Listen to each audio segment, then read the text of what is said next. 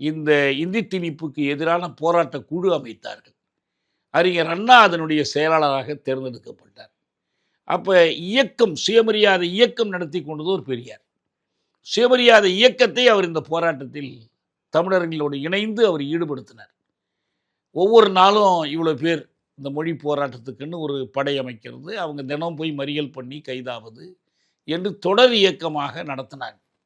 சுயமரியாதை இயக்கத்தைச் சேர்ந்த பட்டுக்கோட்டை அழகிரி, அஞ்சாளஞ்சன் அழகிரின்னு கலைஞர் ஒரு பிள்ளைக்கு அந்த பேர் தான் வச்சார்.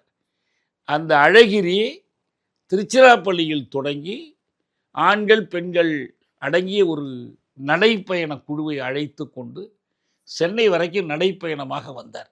அது ஒரு மொழிப்போருக்கான ஒரு படையாக கருதப்பட்டுச்சு.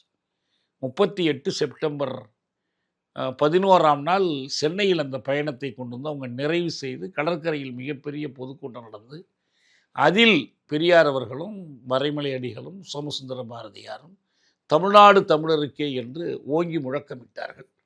அது போராட்டத்துக்கு இடையில வந்த ஒரு உச்சம். ஆனால் தொடர்ந்து போராட்டம் நடந்துச்சு. பெரியார் கைதாகி பெல்லாரி சிறையில் அடைக்கப்பட்டிருந்தார்.